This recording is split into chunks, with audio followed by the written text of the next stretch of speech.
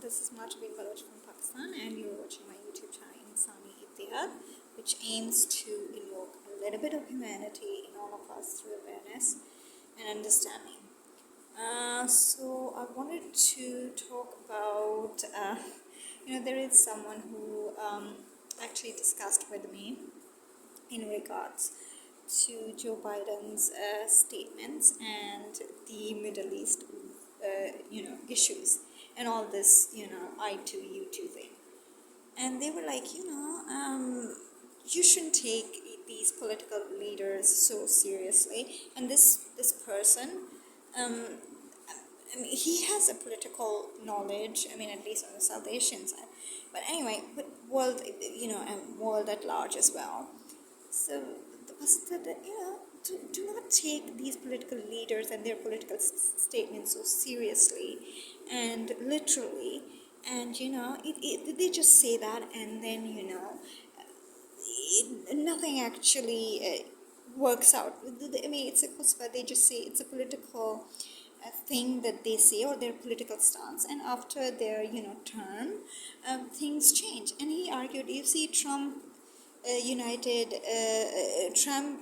accepted a united Jerusalem as the capital of Israel and moved the U.S. embassy there. And you see, the very next term, Joe Biden is here telling the Arab world and the Israelis and the Israeli Prime Minister and President that you need to, the Palestinian Arabs have the right to have a state from Israel, and by dividing Jerusalem, they should have a capital from Israel as well, and that too specifically from Jerusalem,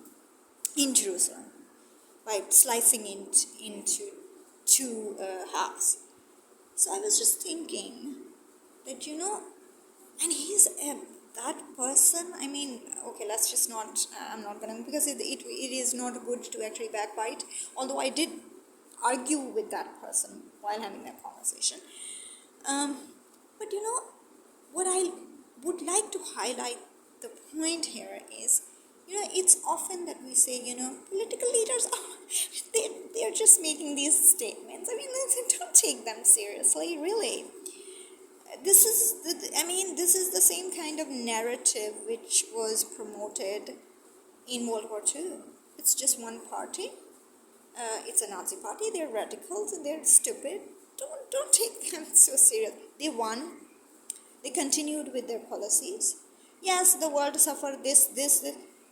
By the end of World War II, or say by 21st century, by now, after 74, 75 years or post World War II, the world shouldn't have anti-Semitic views, ideally, because now they should be able to understand that, these chutzpahs, these political parties and political leaders they are actually serious about it, and then the world gets a big hit out of those political chutzpahs and that jarheadness. And, the world suffers. Not just Jews suffered, but the whole world suffered. By now, people should at least, one, to begin with, there shouldn't be any anti-Semitism in any part of this planet Earth. Two, people who are political representatives and political leaders and political parties need to research, thought out policies, and they should also think of the consequences of their policies and whatever agendas that they are promoting down the line 10 years or 50 years from that point where they're campaigning from. Here is a superpower country with all the, all those sophisticated political and governance and international relation and diplomacy and what are those PR things, those those organizations, those think tanks which are those think tanks which promote political leaders or fund for the political leadership or train political leaders for, a leadership role. What the hell they have been doing? And out of all the other countries, here is a superpower country which has all the resources of the world. It has all the great minds. Elon Musk lived in South Africa. Elon Musk lived in Canada, but he chose the United States of America. And I think, and I'm assuming that he saw some sort of potential in United States of America, that he chose all his company's headquarters, or the United States system gave him this opportunity to fulfill his dreams. His dreams were big and impossible dreams. The United States gave him those mechanics, those environment that's supportive, the environment, the best environment to do business, and actually bring life to the innovative idea. And he has been successful, not just in the US, but the entire world. But the US system gave him that, So this tells the system is very strong. And it's an intellectual system, because new and innovative ideas and businesses get flourished and get practical. They become practice, so they become practical. I mean, people are not just thinking about stuff. In US, you can bring your dreams into reality.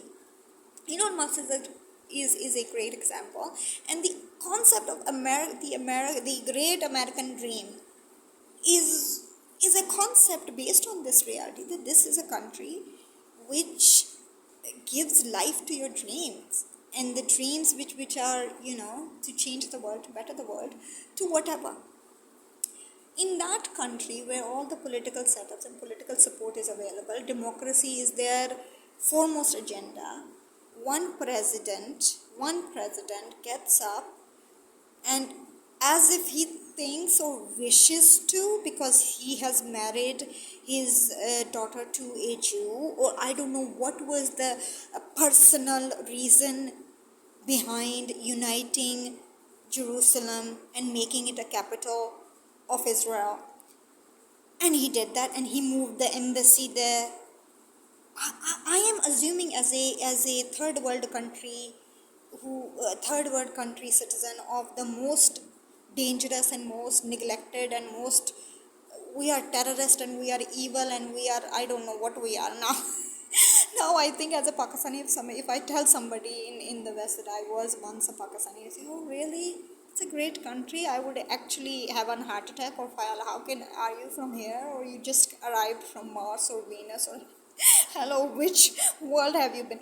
So me sitting here is assuming that President Trump, who made this historic monumental decision and inaugurated the US embassy through his daughter and his best political advisor, his son-in-law, had a well thought process, and it was a discussed issue in the houses, in the political houses, in the diplomatic offices, government offices, and collectively this decision was made not just out of the personal wish of Mr. Trump, but actually as a state policy of the world's superpower country, United States of America. But hello,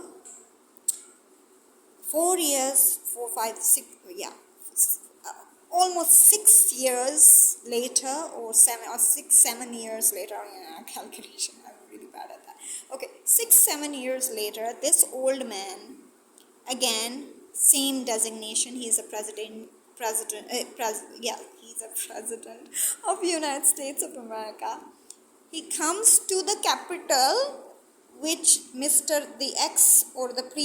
his presiding office bearer actually declared as the United Capital of the State of Israel. He's sitting there. He landed in Ben Gurion, but later on he was in the capital, Jerusalem. And his embassy is there. And the irony of the matter is that this seasoned politician, who has 30 plus 34, I think 34 years of political struggle, of holding political office and representing his constituency and bearing a political position, visiting this region and Israel specifically over and over and over again in these 30 odd years, has this audacity to say that the previous my predecessors. One thing that I have common with Joe Biden is the shutters, but I actually know 7 languages, so I can, because I get fumbled because they're all different languages, and I can't pronounce words when I have to switch from one language to another. I don't know if Mr. Joe Biden knows 7 languages or whatever. Am I including Hebrew, which I'm learning? Maybe, yeah. Either Hebrew is the 7th or the 8th. I don't know.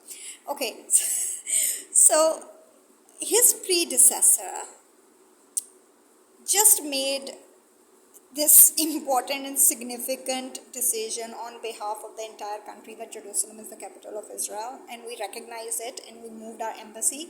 This guy has the audacity to just overdo this by saying we're going to divide Jerusalem, and the West or East Jerusalem would be divided on whatever they have. One, the Arab Palestinians have the right to have a state. Yes, I do also agree with that. Jordan is a Palestinian Arab state, and it should be named Palestinian Jordan or Jordan Palestine, something, whatever they want to call it. The 70 odd plus of population of Jordan is Palestinian. You are actually saying that when a small, tiny little Palestinian state would be created with having a half Jerusalem as its capital, all those people who number at 70% of the Jordan would actually move to this state because, hello, they are Palestinians. So the Jordanians, the 30% of the population will say, now you have a country, now go back to your country. You're Palestinian, either become Jordanians or go to a country which is called Palestine because you associate yourself or you call yourself Palestinians. So there is a Palestine, go there. And then Al-Quds is there, so you have to Al-Quds, you have to go there. The whole idea of this lecture, which was very long and boring, don't fuck with political narratives. Don't create political narratives or political stand just because at a time being it will give you a mileage, or it will better your position as a political leader, or it will gain some sort of political advantage, in terms of hitting your voters or whatever. Think about the consequences and implications of the political agendas that you put forth and put in front of in front of your voters, in front of the civilians that you are addressing. And not just that, this guy actually went in and he's actually, people are actually fucking with the international policy. Think about it. If as a Pakistani, if one president comes, he says a different thing, he has a different policy. 4 years later, another, president comes and he has a completely different and opposite ideology. And where is this whole thing is going? They don't think about it. They don't think that this is, when they make policies or when they make these major changes in their international and diplomatic, relations, they don't think over it. They don't research about it. They don't even think of the implication of these sort of decisions after their term ends, after 5 years at least.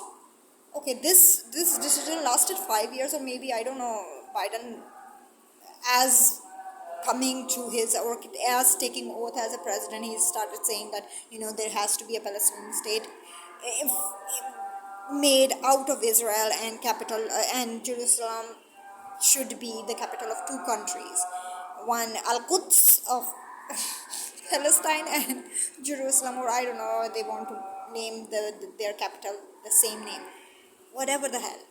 But there has to be seriousness, especially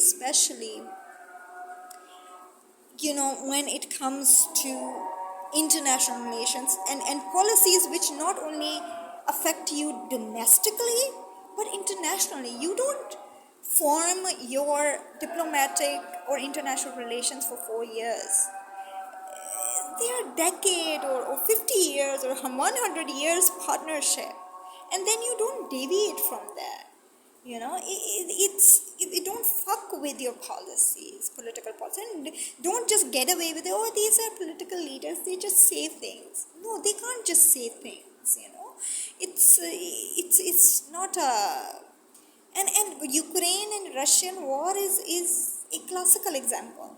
And why I passionately talk about these issues, and I use this word of fucking, because guess what? When these wars and these political agendas, these political leaders being idiotic and saying statements or making statements which, without even thinking, end up getting into wars, and then when those wars happen, who suffers the most?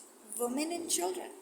In the Ukrainian war, it's the women and children who have been widowed and orphaned, and they are struggling. They're going from one country to another, saving their lives. Women suffered the most.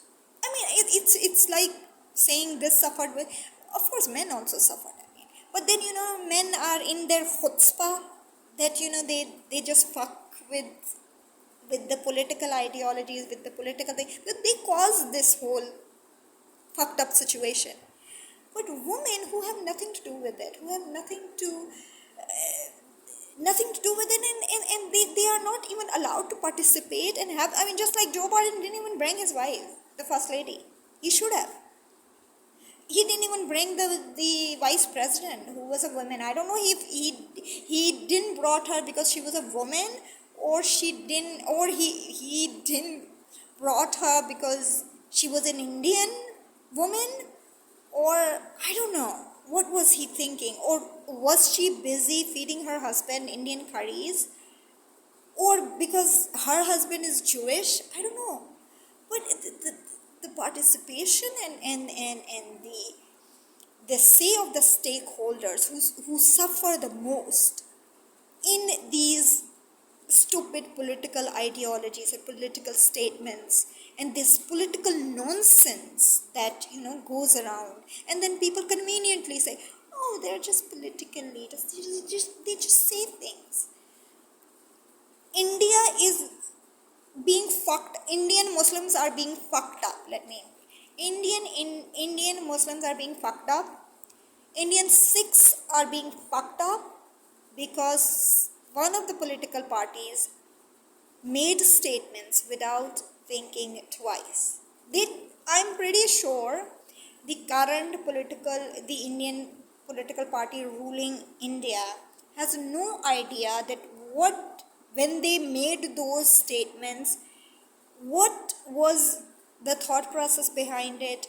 What were they thinking? What did they thought that what will be the outcome of all this chutzpah? All this chutzpah. Have they achieved the targets that they were? It's a chaos. It's a mess. It's a fucked up situation for everyone. For literally everyone. People are dying. Great people are dying. For no reason. And there comes this farmer bill. People support it.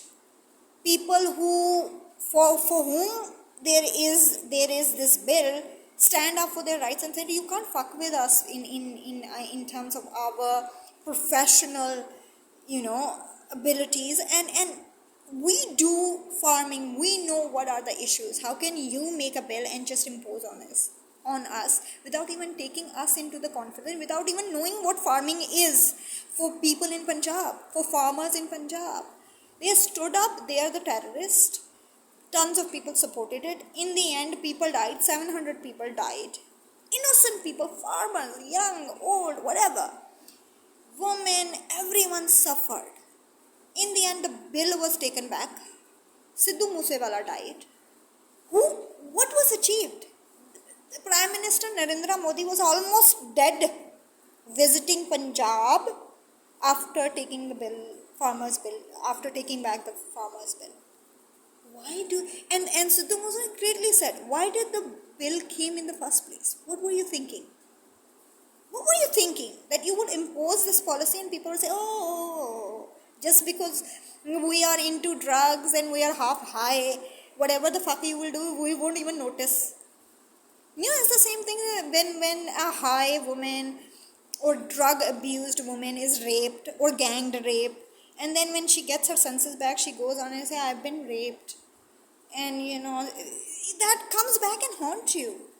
So don't fuck with the political narrative. Don't fuck with it.